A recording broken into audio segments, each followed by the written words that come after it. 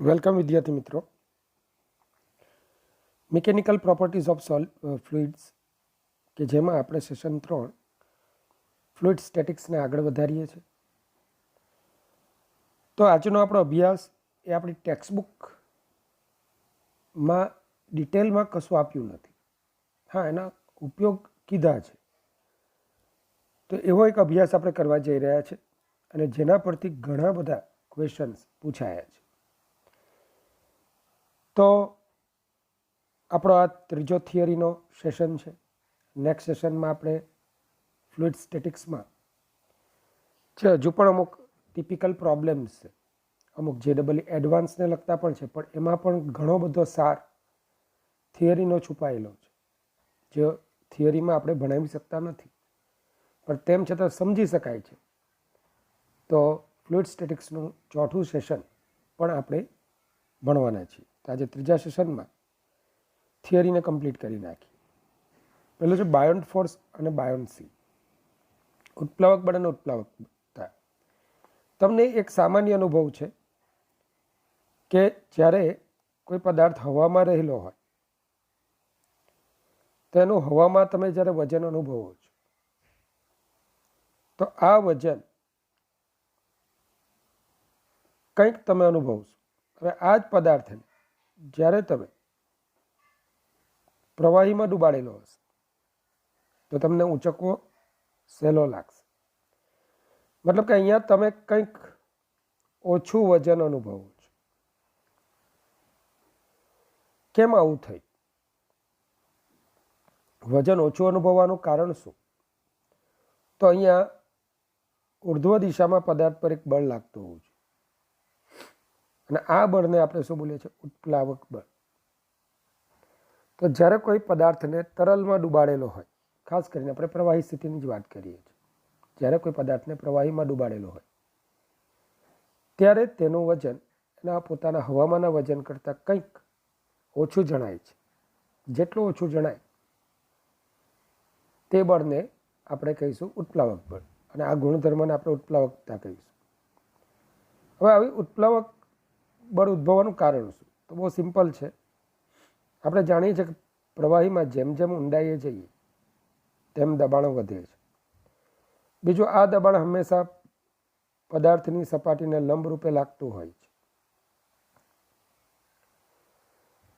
તો તમે જોઈ શકશો, સ્પષ્ટ રીતે તમે એમ જોઈ શકશો કે આની શિરોલંબ અથવા ઊભી જે સપાટીઓ છે એમાં લાગતા દબાણો એકબીજાને સમતોલતા હશે. ઉર્ધ્વ શિરોલંબ સપાટીઓ પરના દબાણો એકબીજાને સમતોલતા હશે, કારણ કે એક જ સરખી ઊંડાઈએ બિંદુ આવેલા હશે. પણ જે સપાટી ઓછી ઊંડાઈએ છે, જે વધુ ઊંડાઈએ છે, તો વધુ ઊંડાઈએ રહેલી સપાટી પર P2, ઓછી ઊંડાઈએ રહેલી સપાટી પર P1 દબાણ. P2 કે જો ઉર્ધ્વ દિશામાં લાગે, P1 જે અધો દિશામાં લાગે, તો P2 is greater than P1 થાય અને પરિણામ સ્વરૂપ દબાણનો તફાવત ઉર્ધ્વ દિશામાં મળશે. આ ઉર્ધ્વ દિશામાં મળતા દબાણના તફાવતને લીધે પદાર્થને પ્રવાહીમાં એક ધક્કો, ઉર્ધ્વ ધક્કો લાગશે, અપથ્રસ્ટ લાગશે અને એ જ અપથ્રસ્ટને આપણે બોલીશું ઉત્પ્લાવક બળ. તો ઉત્પ્લાવક બળ ઉદ્ભવવાનું કારણ શું? પ્રવાહીમાં રહેલા પદાર્થની જુદી જુદી ઊંડાઈએ રહેલી સપાટી પર લાગતા દબાણોનો તફાવત. તો બરાબર જોજો, પ્રવાહીમાં રહેલ પદાર્થ તેની બધી જ સપાટીઓ પર સપાટીને લંબ રૂપે બળ અનુભવે છે.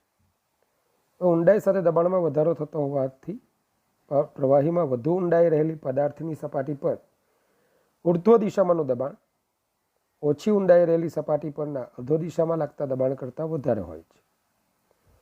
આમ પ્રવાહીમાં રહેલ પદાર્થ પર ઉર્ધ્વ દિશામાં પરિણામી ધક્કો લાગે છે. આ ઘટનાને ઉત્પ્લાવકતા કહે છે અને ઉદ્ભવતા આ બળને આપણે કહીશું ઉત્પ્લાવક બળ. અને જે બિંદુએ આ બળ લાગે છે તેને ઉત્પ્લાવકતાનું કેન્દ્ર, સેન્ટર ઓફ બાયોન્સી કહીશું. શું બોલીશું એને? સેન્ટર ઓફ બાયોન્સી થી આપણે એને ઓળખીશું. આ ઉત્પ્લાવકતાનું કેન્દ્ર એ જ વિસ્થાપિત થયેલા પ્રવાહીના ગુરુત્વ કેન્દ્ર પર રહેલું છે. મતલબ કે તમારું વિસ્થાપિત થયેલું પ્રવાહી જેટલા ભાગમાં પહેલાં હતું હવે કેટલા ભાગમાંથી વિસ્થાપિત થયું, તો એ જે ગુરુત્વ કેન્દ્ર મળશે પ્રવાહીનું તે બિંદુએથી ઉપરની દિશામાં લાગતું હોય છે. ચાલો એક મહત્વના સિદ્ધાંત તરફ જઈએ, જેને આપણે આર્કિમિડીઝનો સિદ્ધાંત કહીએ છીએ. જ્યારે કોઈ પદાર્થને પ્રવાહીમાં સંપૂર્ણ કે અંશતઃ દુબાડવામાં આવે ત્યારે તે પદાર્થ પર લાગતો ઉત્પ્લાવક બળ પદાર્થ દ્વારા વિસ્થાપિત થયેલા પ્રવાહીના વજન જેટલું હોય છે, અને આ ઉત્પ્લાવક બળ વિસ્થાપિત થયેલા પ્રવાહીના ગુરુત્વ કેન્દ્ર પર ઉર્ધ્વ દિશામાં લાગતું હોય છે.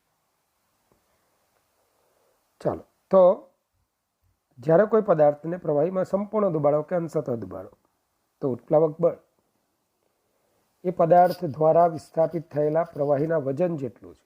જેટલા કદનું પ્રવાહી વિસ્થાપિત થાય એ કદને અનુરૂપ જે પ્રવાહીનું વજન હોય એટલું મળે છે, અને એ વિસ્થાપિત થયેલા પ્રવાહીના ગુરુત્વ કેન્દ્ર પર ઉર્ધ્વ દિશામાં લાગતું હોય છે.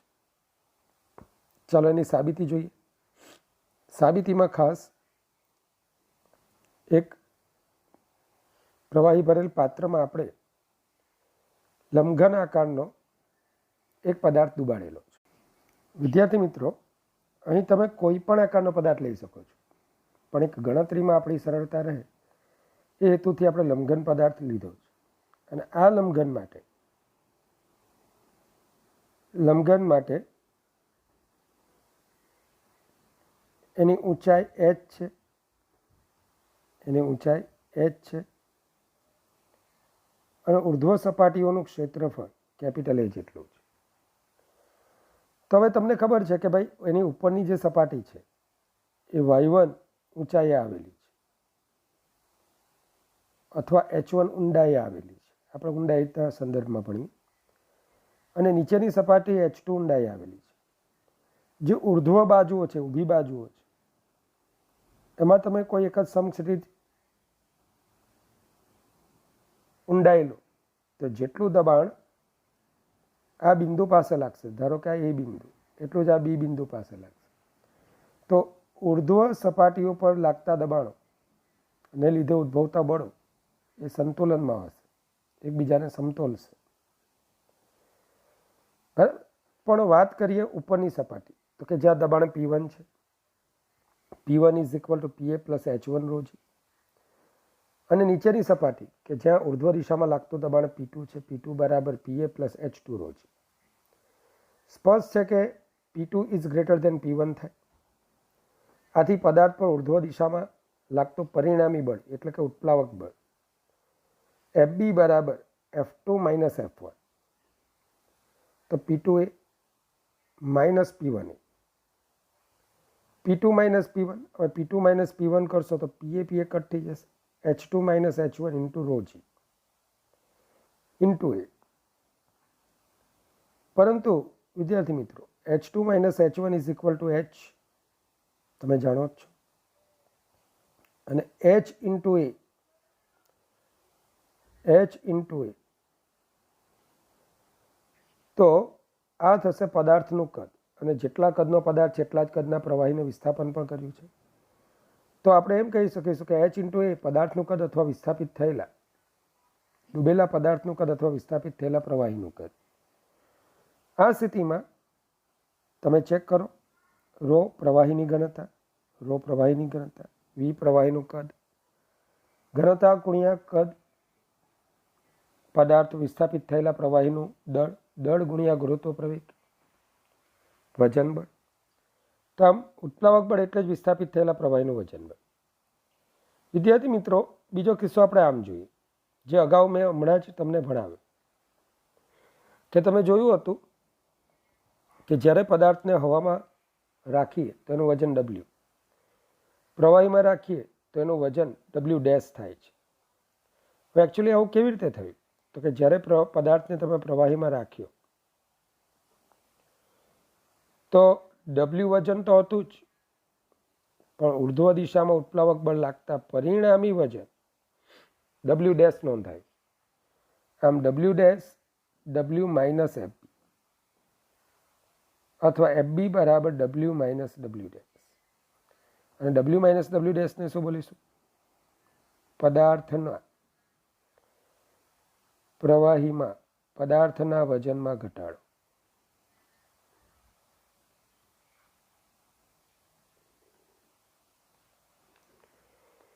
તો અહીંયા તમે ઉત્પ્લાવક બળની વ્યાખ્યા બે રીતે આપી શકો. વિસ્થાપિત થયેલા પ્રવાહીનું વજન અથવા પ્રવાહીમાં પદાર્થના વજનમાં થતો ઘટાડો. હવે સમજી લો, જ્યારે સમાંગ પદાર્થને, સમાંગ મતલબ કે જેમાં દળનું વિતરણ એક સમાન હોય એવા પદાર્થને પ્રવાહીમાં તમે સંપૂર્ણપણે ડૂબાડો છો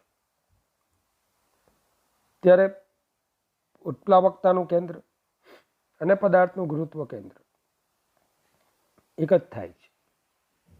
ઉત્પ્લાવકનું કેન્દ્ર અને ગુરુત્વ કેન્દ્ર એક જ થાય છે. જ્યારે પદાર્થ એકબીજામાં ભળી ન જાય, જ્યારે પદાર્થ એકબીજામાં ભળી ન જાય તેવા પ્રવાહીની આંતર સપાટીઓ વચ્ચે ડૂબાડેલો, મતલબ કે સમજી લો એક પદાર્થ છે, એનું અમુક કદ V1 જેટલું કદ ρ1 ઘનતાવાળા પ્રવાહીમાં અને V2 જેટલું કદ ρ2 ઘનતાવાળા પ્રવાહીમાં રહેલું છે. તો આ સ્થિતિમાં આ બંને પ્રવાહીઓ તેના પર ઉર્ધ્વ દિશામાં ઉત્પ્લાવક બળ ઉત્પન્ન કરશે. તો પદાર્થનું જે વજન છે એ વજનને સમતોલશે કોણ? ઉત્પ્લાવક બળ. આ સ્થિતિમાં ઉત્પ્લાવક બળ FB is equal two FB1 plus FB2, મતલબ ρ1 V1 છે, કારણ કે ρ1 ઘનતાવાળા પ્રવાહીમાં V1 જેટલું કદ ડૂબેલું છે, પ્લસ FB2 ρ2 V2 છે.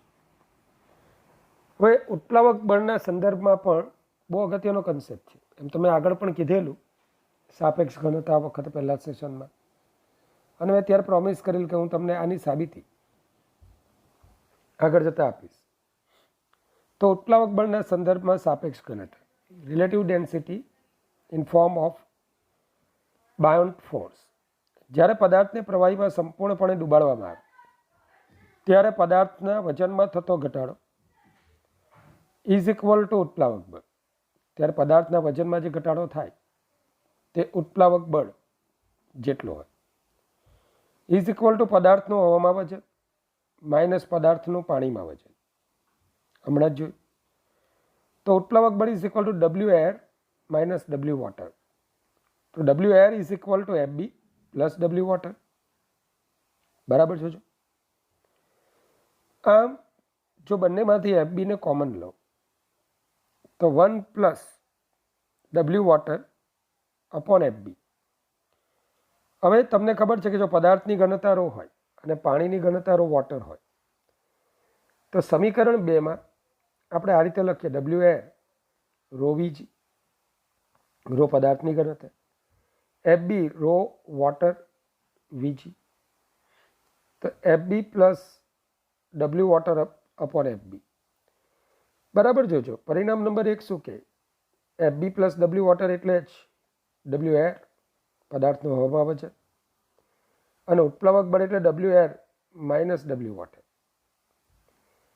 VG કટ થાય તો ρ અપોન ρ W. તો આને તો સાપેક્ષ ઘનતા કહેવાય. સાપેક્ષ ઘનતા એટલે શું? પદાર્થનું હવામાં વજન છેદમાં પાણીમાં પદાર્થના વજનમાં ઘટાડો, છેદમાં પાણીમાં પદાર્થના વજનમાં ઘટાડો. તો સાપેક્ષ ઘનતાનું આ સૂત્ર ખૂબ જ કામનું છે. આગળ પણ ઘણા ચેપ્ટરમાં આપણે એનો ઉપયોગ કરીશું. સાથે સાથે એટલું જ નહીં, પદાર્થને અન્ય પ્રવાહીમાં પણ ડૂબાડીશું. ચાલો, ફ્લોટેશનનો નિયમ એના તરફ જઈએ કે ક્યારે પદાર્થ તરી શકે. ફ્લોટેશનનો નિયમ પદાર્થ ક્યારે તરી શકે તે સમજાવતો આ નિયમ છે. સમજી લો, આકૃતિમાં તમને તરતો પદાર્થ આપેલો છે. જ્યારે પદાર્થ તરતો હોય ત્યારે એનો આંશિક ભાગ પ્રવાહીમાં હોય અને આંશિક ભાગ હવામાં દેખાતો હોય. આવા પદાર્થને આપણે તરતો પદાર્થ કહીએ છીએ. આ પદાર્થ તરે તે માટે પદાર્થ પર લાગતું નીચેની દિશામાં લાગતું વજન બળ ઉર્ધ્વ દિશામાં લાગતા ઉત્પ્લાવક બળને સમતોલતું હોય, અથવા વજન બળને સમતોલતું ઉત્પ્લાવક બળ ઉર્ધ્વ દિશામાં લાગતું હોય. ધારી લો કે આખા પદાર્થનું કદ VS છે, આંશિક ડૂબેલા ભાગનું કદ VP છે, તેનો VP જેટલો જ ભાગ ડૂબેલો છે. પદાર્થની ઘનતા ρs છે અને પ્રવાહીની ઘનતા ρf છે. માટે તરતા પદાર્થ માટે તમે કહી શકશો કે W is equal to FB, ρs VSG is equal to ρf VPG. W ρs VSG is equal to ρf VPG. માટે VP by VS is equal to ρs by ρf, જે ફ્લોટેશનની શરત છે. તો VP upon VS is equal to ρs upon ρf, જે કોની શરત કહેવાય? ફ્લોટેશનની શરત. સ્ટીમર બનાવતી વખતે આ બાબતનું ખૂબ ધ્યાન રાખવામાં આવે છે. હવે જ્યારે પદાર્થને પ્રવાહીમાં સંપૂર્ણપણે ડૂબાડવામાં આવે ત્યારે આપણે પદાર્થને પ્રવાહીમાં સંપૂર્ણપણે ડૂબાડી દીધો, સમજી લો આ રીતે. ત્યારે પદાર્થ પર લાગતું વજન બળ અને ઉત્પ્લાવક બળ, બે બળો આપણે બતાવ્યા. જો W ગ્રેટર ધેન FB થશે, હવે આ સ્થિતિમાંથી મુક્ત કરી દો. જો W ગ્રેટર ધેન FB થશે તો પદાર્થ પ્રવાહીમાં ડૂબી જશે. દાખલા તરીકે લોખંડની ખીલી પાણીમાં ડૂબી જાય છે. આ જ રીતે જો W બરાબર FB થાય, સંપૂર્ણ ડૂબાડેલા પદાર્થ માટે W બરાબર શું થાય? FB થાય. તો આવો પદાર્થ કોઈ પણ ઊંડાઈએ સમતોલનમાં રહી શકે. આપણે એને જે પણ ઊંડાઈએ સમતોલનમાં રાખવો તે રહી શકે. સબમરીન આ જ રીતે કાર્ય કરે છે. સબમરીન પ્રવાહીમાં કોઈ પણ ઊંડાઈએ સમતોલનમાં રહેવું હોય તો એ પોતાના વજન જેટલા જ ઉત્પ્લાવક બળ બરાબર ઉત્પન્ન થાય તેટલા જ પ્રવાહીનું વિસ્થાપન કર્યા કરે છે. પણ જો આ સ્થિતિમાં W લેસ ધેન FB થશે તો પરિણામી બળ ઉર્ધ્વ દિશામાં લાગતા પદાર્થ પ્રવાહીની સપાટી તરફ ગતિ કરશે અને સપાટી પર તરતો જોવા મળશે. સપાટી તરફ ગતિ કરે અને એનું જ્યારે આંશિક ડૂબેલા ભાગનું કદ એના વજનને સમતોલશે. મતલબ કે જેમ જેમ પદાર્થ હવે પ્રવાહીમાંથી ઉપર આવતો જશે તેમ FB ઘટતું જશે. હવે એટલા જ કદના પ્રવાહીનું વિસ્થાપન કરશે કે જે એના વજનને સમતોલે. બસ હવે પદાર્થ તરતો જોવા મળશે. હવે સમજી લો એક અગત્યનો કન્સેપ્ટ પણ છે જે ઘણા બધા પ્રોબ્લેમ્સમાં નેક્સ્ટ સેશનમાં કામ લાગવાનો છે. પેલું છે, ધારો કે એક ધાતુના ટુકડાનું દળ, મતલબ કે પદાર્થમાં રહેલા કેવિટીના કદનું માપન. પદાર્થમાં જે પોલાણ છે એ પોલાણ મારે માપવું છે. પોલાણ કેટલા કદનું છે મારે માપવું છે. તો સૌથી પહેલાં ધારો કે એક ધાતુના ટુકડા આપણે લીધો છે જેનું દળ કેપિટલ M અને તેની ઘનતા ρ છે. સ્વાભાવિક છે પોલાણને દળ હોતું નથી, તો પદાર્થની ઘનતા ρ આપેલી હોય, એનું દળ આપ્યું હોય, દળ તમે માપી પણ શકો. તો ટુકડામાં ધાતુનું કદ શું આવશે? V is equal to M upon ρ. ધારો કે આ ટુકડાનું હવામાં વજન W છે અને પાણીમાં આપણે ડુબાડી દઈએ એનું વજન W ડેશ. તો હમણાં જ જોયું કે ઉત્પ્લાવક બળ એટલે જ પાણીમાં પદાર્થના વજનમાં ઘટાડો. તો FB બરાબર W માઇનસ W ડેશ. ધારો કે સમગ્ર પદાર્થનું કદ V ડેશ છે. સમગ્ર પદાર્થનું કદ V ડેશ છે. સમગ્ર પદાર્થનું કદ V ડેશ. બરાબર. તો વિસ્થાપિત થયેલા પ્રવાહીનું કદ પણ આટલું જ થશે કારણ કે આખો પદાર્થ ડૂબેલો છે.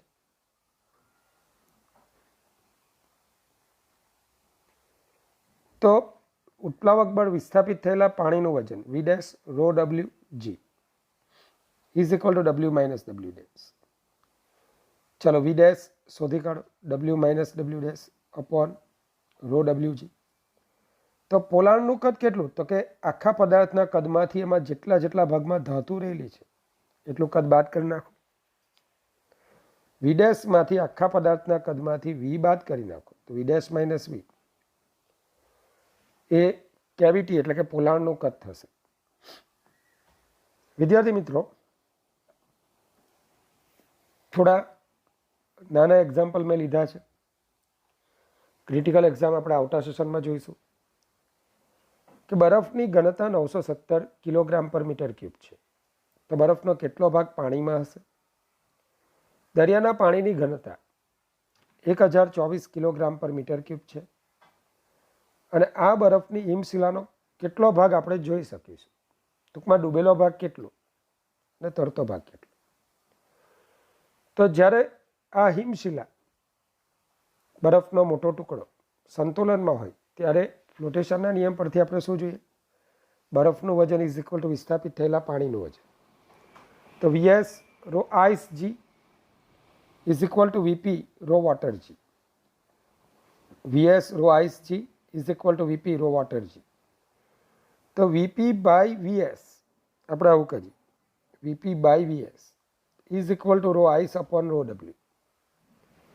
VP by V S is equal to rho ice upon rho W. ચાલો હવે વીપી એટલે શું? એકચ્યુઅલી ડૂબેલા ભાગનું કદ. વીપી એટલે શું? ડૂબેલા ભાગનું કદ. અને વીએસ શું? પદાર્થનું કુલ કદ. તો વીપી ભાગ્યા વીએસ કરશું ને તો આને બોલાશે ડૂબેલો ભાગ. અને 1 માઇનસ વીપી બાય વીએસ કરીશું તો આને બોલીશું તરતો ભાગ. બરાબર? ડૂબેલો ભાગનું કદ છેદમાં કુલ કદ, તો આને બોલીશું ડૂબેલો ભાગ. અને એકમાંથી ડૂબેલો ભાગ બાદ કરીશું તો તરતો ભાગ. તો VP by VS rho ice upon rho water. VP by VS તમને મળશે 0.895, જેને 100 વડે ગુણીએ તો 89.5% ભાગ ડૂબેલો છે. આથી જ જ્યારે સ્ટીમરનો કેપ્ટન દૂર દરિયામાં કોઈ બરફનો ટુકડો જુએ છે,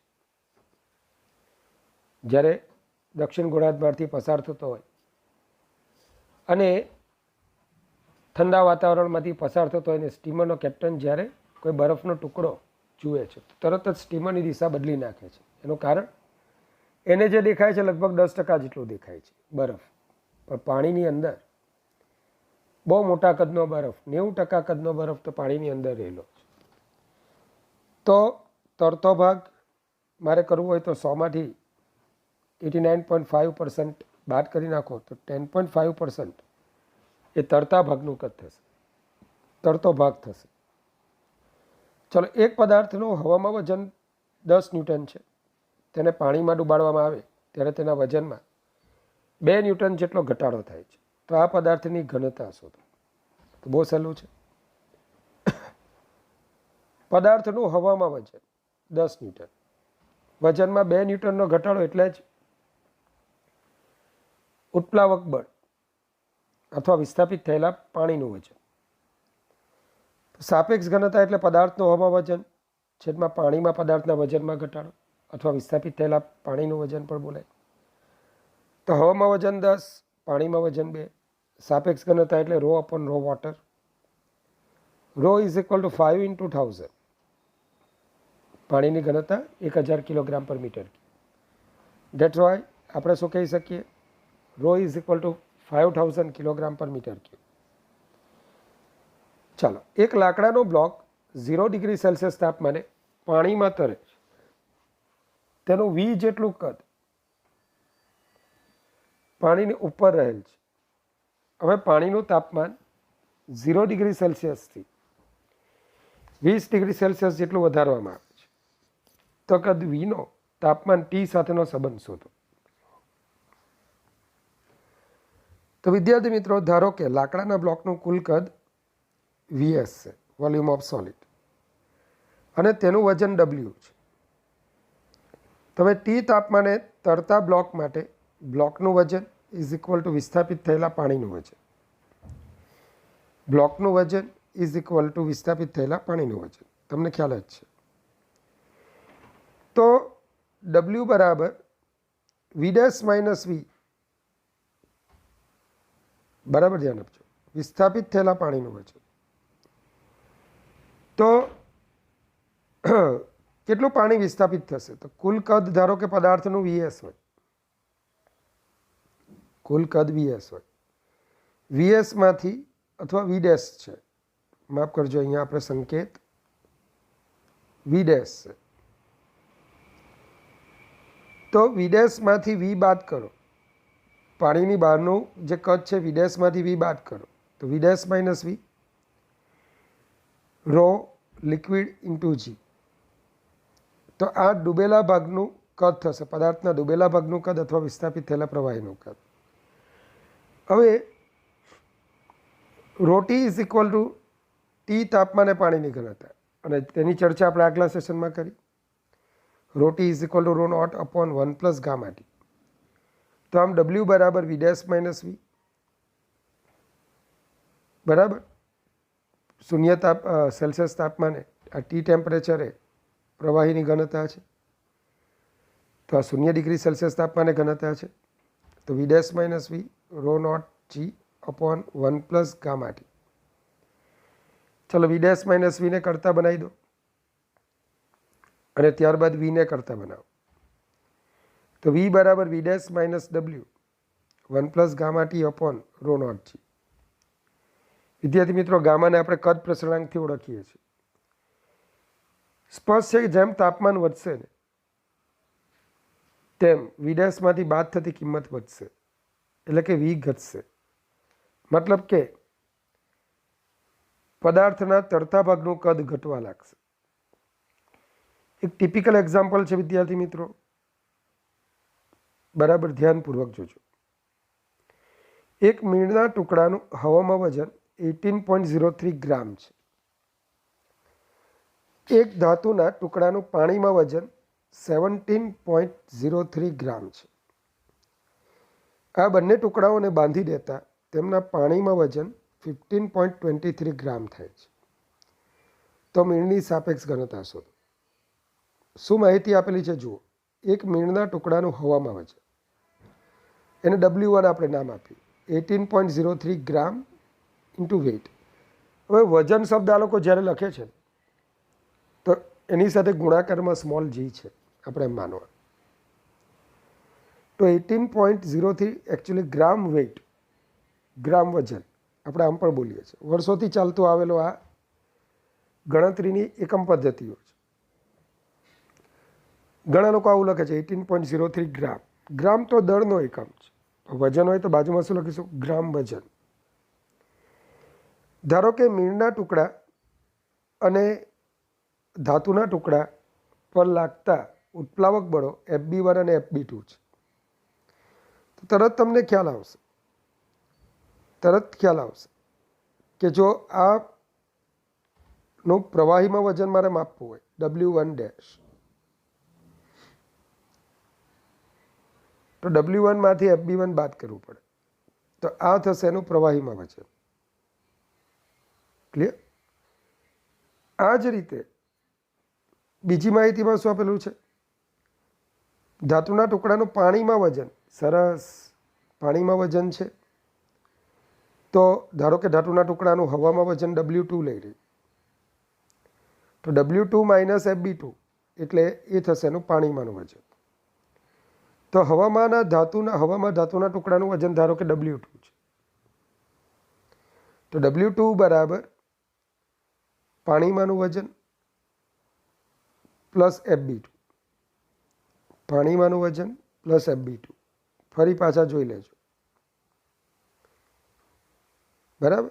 હવામાં વજન ઇઝ ઇક્વલ ટુ પદાર્થનું પાણીમાં વજન પ્લસ ઉત્પ્લાવક બળ.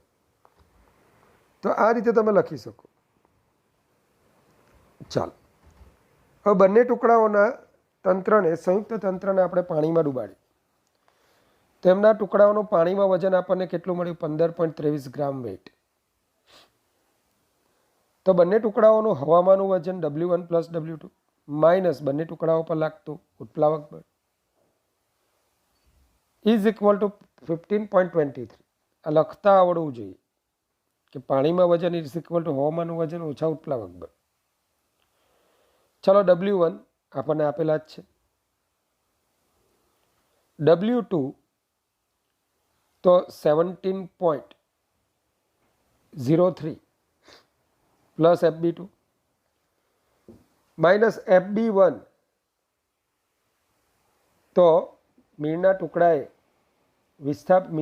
દ્વારા વિસ્થાપિત થયેલા પાણીનું વજન, રો વોટર, વી વેક્સ મીણના ટુકડાએ વિસ્થાપિત કરેલું પાણી, તો જેટલા મીણના ટુકડાનું કદ હોય એટલું જ વિસ્થાપિત થયેલા પાણીનું કદ હોય, into G plus FB2 is equal two 15.23, મતલબ કે 35.06 minus row water V wax into G FB2 cut થઈ જશે 15.23. સાદુરૂપ આપો તો rho water V wax into G 19.83 ગ્રામ વેટ. ગ્રામ વેટ એટલે શું? 19.83 ઇન્ટુ G 19.83 ઇન્ટુ G, બંને બાજુથી G કટ થશે તો rho water upon rho wax into 18.03 is equal to 19.83. So rho wax upon rho water is equal to 18.03 upon 19.83 is equal to 0.909 મળશે. આમ પાણીની સાપેક્ષ ઘનતા 0.909 તમને મળશે. ચાલો વિદ્યાર્થી મિત્રો, થિયરીનો ફ્લુઇડ સ્ટેટિક્સનો અંતિમ ટોપિક એના તરફ જઈએ કે પ્રવાહીમાં ડૂબેલ પદાર્થનું સંતુલન. પ્રવાહીમાં ડૂબેલ પદાર્થનું સંતુલન. તો ધારો કે કોઈ પદાર્થ પ્રવાહીમાં સંપૂર્ણપણે ડૂબેલો છે. હવે આ સ્થિતિમાં તેના પર બે બળો લાગે. જાણો છો તમે કયા બે બળો લાગે? પહેલું વજન બળ અધો દિશામાં, જે ગુરુત્વ કેન્દ્ર G પર લાગે છે, અને બીજું ઉત્પ્લાવક બળ FB, જે ઉત્પ્લાવકતાના કેન્દ્ર પર લાગે છે. ઉત્પ્લાવકતાનું કેન્દ્ર એટલે વિસ્થાપિત થયેલા પ્રવાહીનું જે મૂળ દ્રવ્યમાન કેન્દ્ર હતું ત્યાંથી ઉર્ધ્વ દિશા. જ્યારે પદાર્થ સંતુલનમાં હોય તો આપણને ખબર છે કે પદાર્થનું સંતુલન બે રીત. બળો સમાન મૂલ્યના હોવા જોઈએ, પરસ્પર વિરુદ્ધ દિશા. બળો સમાન મૂલ્યના, પરસ્પર વિરુદ્ધ દિશાના, અને પાછા એક રેખસ્થ હોવા જોઈએ. સમાન મૂલ્યના, પરસ્પર વિરુદ્ધ દિશાના અને એક રેખસ્થ. આ સ્થિતિમાં પદાર્થ રેખીય અને ચાક ગતિય એવા બંને સંતુલનમાં રહેલો છે એમ કહેવાય. તો અહીંયા ઉત્પ્લાવક બળ FB, જે ઉત્પ્લાવકતાના કેન્દ્ર B પર લાગે છે. સંતુલનની સ્થિતિમાં W અને FB બળો સમાન મૂલ્યના અને પરસ્પર વિરુદ્ધ દિશામાં તેમજ એક રેખસ્થ હોય છે. હવે સ્થિર સંતુલન એટલે શું? તો આકૃતિમાં તમે જુઓ કે ધારો કે કોઈ પદાર્થ એવી રીતે ડૂબાડેલો છે, તમે જોઈ શકો નીચે થોડું જે આ પોર્શન બતાવ્યો છે દર્શાવે છે કે નીચે તરફ જતા પદાર્થ ભારે બને છે. ગુરુત્વ કેન્દ્ર ક્યાં હશે? જેમ પદાર્થ નીચે તરફ ભારે બનતો જાય તેનું દ્રવ્યમાન કેન્દ્ર ગણો કે ગુરુત્વ કેન્દ્ર એ નીચે તરફ છે. જ્યારે આ પદાર્થનું જે કદ છે એટલા જ કદના પ્રવાહીનું વિસ્થાપન થતાં મૂળ પ્રવાહીનું દ્રવ્યમાન કેન્દ્ર એ B પાસે તમને મળે છે. B પાસે ઉર્ધ્વ દિશામાં FB બળ લાગે, ઉત્પ્લાવક બળ. G બિંદુ પાસે અધો દિશામાં વજન બળ લાગે છે. વિદ્યાર્થી મિત્રો, તમને તરત ખ્યાલ આવશે કે W અને FB સમાન મૂલ્યના, પરસ્પર વિરુદ્ધ દિશાના અને એક રેખસ્થ છે, તો પદાર્થ સંતુલનમાં છે. હવે આ સંતુલન અવસ્થામાંથી ધારો કે પદાર્થને સહેજ નમાવી, સહેજ સમઘડી દિશામાં કોણીય સ્થાનાંતર આપ્યું, તો ઉત્પ્લાવક બળ એઝ યુઝ્યુઅલ ઉપર તરફ, વજન બળ નીચે તરફ લાગે. અને આ સ્થિતિમાં બંને બળો સમાન મૂલ્યના છે, પરસ્પર વિરુદ્ધ દિશાના છે, પણ હવે એક રેખા પર નથી અને તેઓ બળ યુગ્મ રચશે અને એને લીધે વિષમઘડી દિશામાં ટોર્ક ઉત્પન્ન થશે. આ વિષમઘડી ટોર્ક પદાર્થને ફરી પાછો પોતાની મૂળ અવસ્થામાં લઈ જવાનો પ્રયત્ન કરશે. તો એવી સંતુલન અવસ્થા કે જેમાંથી પદાર્થને ચલિત કરીએ અને ફરી પાછો પદાર્થ એ જ અવસ્થા પ્રાપ્ત કરે, તો તે અવસ્થાને આપણે સ્થિર સંતુલન અવસ્થા કહીએ છીએ. આ સ્થિતિને આપણે શું બોલીએ છીએ? સ્થિર સંતુલનની સ્થિતિ કહીએ છીએ. ધ્યાન આપજો. તો હવે અસ્થિર સંતુલન એટલે શું? તો ચાલો પહેલા તો તમે શું નોંધ્યું સ્થિર સંતુલનમાં? Centre of buoyancy is always above than center of gravity. શું બોલ્યો હું? ઉત્પ્લાવકતાનું કેન્દ્ર ગુરુત્વ કેન્દ્ર કરતાં ઉપર હોય, પણ ધારો કે ઉત્પ્લાવકતાનું કેન્દ્ર ગુરુત્વ કેન્દ્રથી નીચે હોય. આ સ્થિતિમાં પદાર્થને મેં સમતોલનમાં રાખ્યો છે. જેવો પદાર્થને આપણે કોઈ એક દિશામાં કોણીય સ્થાનાંતર આપ્યું, તો બરાબર જોજો, ધારો કે મેં સમઘડી દિશામાં કોણીય સ્થાનાંતર આપ્યું, વજન બળ નીચે તરફ, ઉત્પ્લાવક બળ ઉપર તરફ, અને આ બળો સમઘડી દિશામાં જ ટોર્ક ઉત્પન્ન કરશે. આ બળો ફરી પાછા બળયુગ્મ રચે જે સમઘડી ટોર્ક ઉત્પન્ન કરે, અને આ સ્થિતિમાંથી હવે પદાર્થ આ સ્થિતિમાં આવી જશે. આ સ્થિતિમાંથી પદાર્થ આ સ્થિતિમાં મૂળ સ્થિતિમાં ન જતા એ સ્થિર સંતુલનની સ્થિતિ અપનાવશે. તો આકૃતિ બીમાં દર્શાવ્યા પ્રમાણે જો ગુરુત્વ કેન્દ્ર જી ઉત્પ્લાવકતાના કેન્દ્ર બીની ઉપર રહેલું હોય, તો આ સ્થિતિમાં પદાર્થને ધારો કે સમઘડી દિશામાં ભ્રમણ આપીએ તો તેના પર વજન બળ W અને ઉત્પ્લાવક બળ FBને લીધે સમઘડી દિશામાં જ રહે છે, ટોર્ક ઉત્પન્ન થાય છે, જેને લીધે પદાર્થ પોતાની મૂળ સ્થિતિ પ્રાપ્ત કરી શકતો નથી, અને આ પદાર્થ અસ્થિર સંતુલનમાં છે. હવે કઈ સ્થિતિ આવશે? એની સ્થિર સંતુલન સ્થિતિ અપનાવશે. બરાબર ધ્યાન આપજો. તો આને બોલીશું અનસ્ટેબલ ઇક્વિલિબ્રિયમ, કે જ્યાં ગુરુત્વ કેન્દ્ર ઉત્પ્લાવકતાના કેન્દ્રથી ઉપર રહેલું હોય. તટસ્થ સંતુલન, વિદ્યાર્થી મિત્રો, હવે એવી વાર્તા વિચારો કે જ્યાં સમાંગ પદાર્થ, નિયમિત દળ વિતરણ ધરાવતો પદાર્થ પ્રવાહીમાં ડૂબાડેલો છે. આ સ્થિતિમાં એનું centre of buoyancy and centre of gravity they will coincide with each other, મતલબ કે તેઓ એકબીજાની સાથે સંપાત થશે. હવે આ સ્થિતિમાંથી તમે ગમે તે સ્થિતિમાં એને નમાવો, FB અને W સમાન મૂલ્યના પરસ્પર વિરુદ્ધ દિશા એક રેખસ્થ જ રહેવાના છે, કારણ કે બંનેના કેન્દ્રો એક જ છે, એક જ બિંદુ પર લાગે છે. તો પદાર્થ જે સ્થિતિમાં તમે રાખશો તે સ્થિતિમાં જ રહેતો જોવા મળશે. બરાબર. તો જો પદાર્થનું ગુરુત્વ કેન્દ્ર G અને ઉત્પ્લાવકતાનું કેન્દ્ર B એકબીજા પર સંપાત થાય તો પદાર્થને કોઈ પણ દિશામાં ભ્રમણ આપતા પદાર્થ તે જ અવસ્થામાં રહેશે. તો આને કહીશું તટસ્થ સંતુલન. વિદ્યાર્થી મિત્રો, એક અગત્યનો ટોપિક આપણે ભણવા જઈ રહ્યા છે જેનું નામ છે મેટા સેન્ટર. અને મોટે ભાગે આ કિસ્સો મેટા સેન્ટરના પ્રોબ્લેમ્સ અંશતઃ ડૂબાડેલા પદાર્થો માટે જ કામના છે. તો આકૃતિમાં દર્શાવ્યા પ્રમાણે એક પદાર્થ પ્રવાહીમાં અંશતઃ ડૂબાડેલો છે.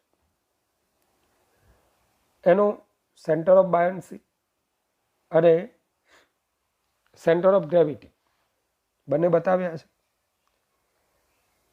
બંને પર લાગતા બળો W અને FB સમાન મૂલ્યના થશે, પરસ્પર વિરુદ્ધ દિશામાં થશે, અને પદાર્થ સંતુલનમાં છે. હવે એને આ સંતુલન સ્થિતિમાંથી કોઈ એક તરફ નમાવવામાં આવે, ભ્રમણ આપવામાં આવે તો શું થશે? તો બરાબર જોજો, બરાબર જોજો. પહેલા વિસ્થાપિત થયેલા પ્રવાહીનો શેપ આવો હતો. બરાબર. આટલા આકારમાં પ્રવાહીનું વિસ્થાપન થયેલું અને એનું દ્રવ્યમાન કેન્દ્ર અહીંયા છે. પણ આ સ્થિતિમાં, બીજી સ્થિતિમાં વિસ્થાપિત થયેલા પ્રવાહીનું કદ આ પ્રમાણે છે. ખ્યાલ આવે તમને? તો હવે શું થશે? નવું દ્રવ્યમાન કેન્દ્ર ધારો કે આ બિંદુ પાસે મળે છે. વિસ્થાપિત થયેલા પ્રવાહીનું નવું દ્રવ્યમાન કેન્દ્ર, કારણ કે આકાર બદલાઈ ગયો, તો વિસ્થાપિત થયેલા પ્રવાહીનું દ્રવ્યમાન કેન્દ્રનું સ્થાન પણ બદલાશે. હવે આ નવા સ્થાન B1 માંથી એક શિરોલંબ રેખા દોર, B1 માંથી એક શિરોલંબ રેખા દોર. આ રેખા જે બીજી રેખાને, જેને આપણે એક્સિસ કહેતા હતા, એક્સિસ ઓફ ઇક્વિલિબ્રિયમ, બીજી રેખાને આ નવી રેખા જે બિંદુ પાસે છેદશે, બીજી રેખાને આપણી B1 માંથી પસાર થતી શિરોલંબ રેખા જે બિંદુએ છેદશે, આને આપણે મેટા સેન્ટર કહીશું. શું બોલીશું? Meta centre. તો આ નવા ઉત્પ્લાવકતાના કેન્દ્ર B1 પરથી શિરોલંબ રેખા દોરવામાં આવે તો બીજી રેખાને M બિંદુ પાસે છેદે છે. આ બિંદુને આપણે શું બોલીએ છીએ? મેટા સેન્ટર કહીએ છીએ. મેટા સેન્ટરનો ઉપયોગ અંશતઃ દુબાળેલ પદાર્થોની સંતુલન સ્થિતિનો અભ્યાસ કરવા માટે થાય છે. અંશતઃ દુબાળેલ તરતા પદાર્થની સ્થિરતા. તો સેમ આગળ આપણે હવે સંતુલન માટે સેન્ટર ઓફ બાયોન્સીનો વિચાર કરતા હતા. હવે આપણે મેટા સેન્ટરની વાત કરવાના છે. પહેલા કિસ્સામાં આપણે શું જોયું કે જો ગુરુત્વ કેન્દ્ર સેન્ટર ઓફ બાયોન્સીથી નીચે હોય તો સ્થિર સંતુલન. બીજામાં ગુરુત્વ કેન્દ્ર અને ગુરુત્વ કેન્દ્ર એ સેન્ટર ઓફ બાયોન્સીની ઉપર હોય તો અસ્થિર સંતુલન. અને ત્રીજા કિસ્સામાં શું જોયું? ગુરુત્વ કેન્દ્ર અને સેન્ટર ઓફ બાયોન્સી એક જ બની જાય તો તટસ્થ સંતુલન. ચાલો, એ મેટા સેન્ટરના સંદર્ભમાં આપણે જોવાનું છે કે સ્થિર સંતુલન માટે ગુરુત્વ કેન્દ્ર એ મેટા સેન્ટરની નીચે હોવું જોઈએ. બરાબર છે. પણ જો મેટા સેન્ટર એ ગુરુત્વ કેન્દ્રની ઉપર નીચે રહેલ હોય, મતલબ કે ગુરુત્વ કેન્દ્ર ઉપર હોય, તો આ પદાર્થ અસ્થિર સંતુલનમાં છે તેમ કહેવાય. અને જો મેટા સેન્ટર અને ગુરુત્વ કેન્દ્ર એકબીજા પર સંપાત થતા હોય તો પદાર્થ તટસ્થ સંતુલનમાં છે તેમ કહેવાય. તો વિદ્યાર્થી મિત્રો, આ રીતે ફ્લુઇડ સ્ટેટિક્સની તમામ થિયરી પૂર્ણ થાય છે. હવેના ટિપિકલ પ્રોબ્લેમ્સ આપણે જોઈશું, જેમાં કન્સેપ્ટ ઓફ ફિઝિક્સ એચ.સી. વર્માના પણ કેટલાક પ્રોબ્લેમ્સ મેં લીધા છે. સાથે સાથે જે JEE પૂછાયા હોય, JEE એડવાન્સની એક્ઝામમાં પૂછાયા હોય એવા ક્વેશ્ચન્સનો પણ મેં સમાવેશ કર્યો છે. તો આ બધાનો વિગતવાર તમે અભ્યાસ કરજો. ફ્લુઇડ સ્ટેટિક્સ આપણું અહીંયા પૂરું થાય છે. હવે આપણે એના ખાલી પ્રોબ્લેમ્સ જોઈશું. તો વિદ્યાર્થી મિત્રો, ભગવાન તમને તમારી ઉજ્જવળ કારકિર્દી માટે એમના સોનેરી આશીર્વાદ આપે. તમે ખૂબ ખુશ રહો. Good bye. Take care. God bless you infinitely, all my students.